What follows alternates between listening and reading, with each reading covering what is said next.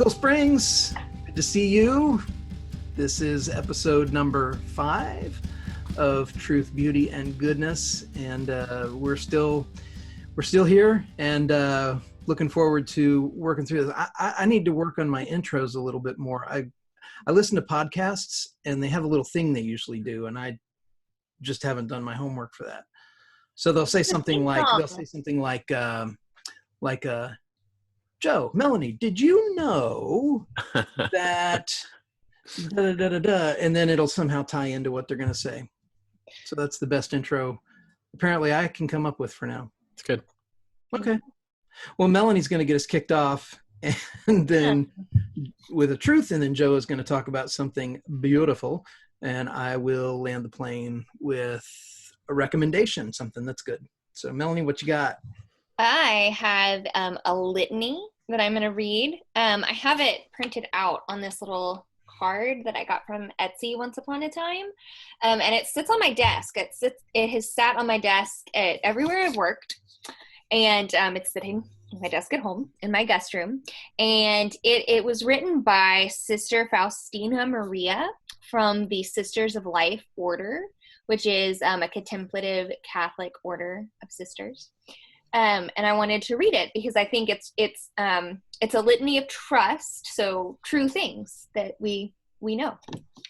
From the belief that I have to earn your love, from the fear that I am unlovable, from the false security that I have what it takes, from the fear that trusting you will leave me more destitute, from all suspicion of your words and promises, from the rebellion against childlike dependency on you, from the refusals and reluctances in accepting your will, from anxiety about the future, from resentment or excessive preoccupation with the past, from restless self-seeking in the present moment, from disbelief in your love and presence, from the fear of being asked to give more than I have, from the belief that my life has no meaning or worth, from the fear of what love demands, and from discouragement, deliver me, Jesus. And I think the truth is that he does deliver us from all of those things. And all of those things are things that I fight against every single day, which is why it's on my desk. And I read it every day. And I ask him to deliver me from them because he will. And it's true. That's so cool. Well, I grew up Catholic. I grew up going to Mass, and about 3 miles from our house, I lived in the country, and about 3 miles from our house, still out in the country, was this convent, where a convent is where the nuns live. And one of the things that my mom and dad would do is we would pick up a nun to take to church with us on Sunday. We'd give her a ride. Her name was Sister Caroline. And she was probably in her 80s, I'm guessing. And, this is this family sedan, 2 kids, 2 parents. And so Sister Caroline would get in the back seat with me and my brother, and we would drive, 30 minutes to the church that we went to. And I'll never forget, she was such a faithful, clear-spoken woman about our love for Jesus. And it was also funny because, here's me and my brother, and we're just all knees and elbows in the back of the car. And this very dignified, frail old woman would kind of pile in with us, and off we'd go to Mass.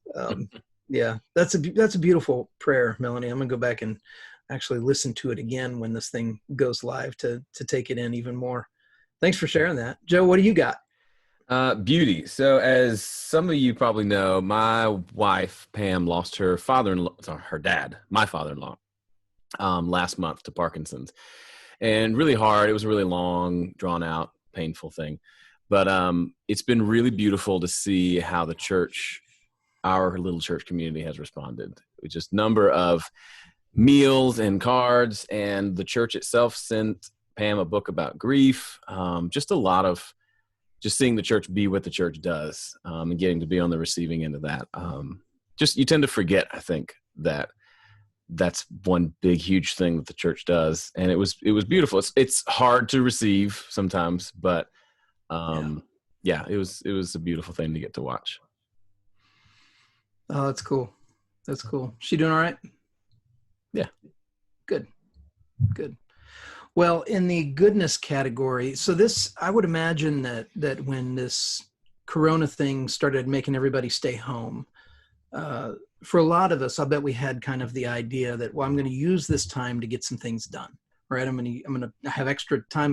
My carpool is gone. I'm not in my travel time is given back to me and whatever else. And I know for myself and for others that I've talked to about this, it hasn't been so easy to just translate into being home being the same as productivity. I have a couple of writing projects. I'm always writing. I always have some writing projects that I'm working on, and I have a couple. One in particular, an essay that I've been working on about the American painter Edward Hopper, and I know what the essay needs to be. I know I have my research materials all here, and it's just a matter of putting in the time to get it done. And it's been a struggle and it's been a fight. So if you are somebody who is trying to make the most of this time and you're looking for something that might help clarify your thinking when it comes to this, what I want to recommend is a book called The War of Art. Second. Yeah, and a recommendation for a second one is The Icarus Deception by Seth Godin. Joe Gilder recommended this book to me. But The War of Art is a book that basically it's by Stephen Pressfield, and what he talks about is when it comes to the creative process, he says there's always actively working against us a resistance. And so the whole book is about that resistance and what to do with it. And a lot of the chapters are really short. Like that's one of the chapters. And, there's another one. They're usually not longer than 2 pages. But I wanted to read a couple of samples from this because it'll give you a flavor for this. And this is a good book to just kind of pull down off the shelf when you're embarking on some kind of a creative endeavor because it's very plain spoken. But here's one of the things he says, and this is called What I Know. He says, there's a secret that real writers know that wannabe writers don't. And the secret is this. It's not the writing part that's hard. What's hard is sitting down to write. What keeps us from sitting down is resistance. Then there's another one here where he's talking about what the resistance is. So he has chapters that are, resistance is a gift. Resistance is insidious. Resistance is internal. It's impersonal. But here's what he says. Resistance is invisible. He says, resistance cannot be seen, touched, heard, or smelled, but it can be felt. We experience it as an energy field radiating from a work in potential. It's a repelling force. It's negative. Its aim is to shove us away, distract us, prevent us from doing our work. And then finally, I wanted to read this last one here to end on a note of hope with this, and that is resistance can be beaten. That's what he says here. He says, if resistance couldn't be beaten, there would be no Fifth Symphony, no Romeo and Juliet, no Golden Gate Bridge. Defeating resistance is like giving birth. It seems absolutely impossible until you remember that women have been pulling it off successfully with support and without for 50 million years.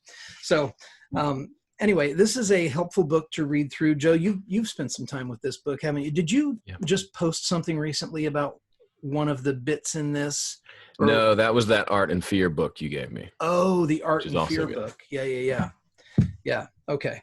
Well, anyway, if you're in a creative war with yourself, this might be a good book to help shake some of that loose, or at least help you understand some of that tension that you're feeling.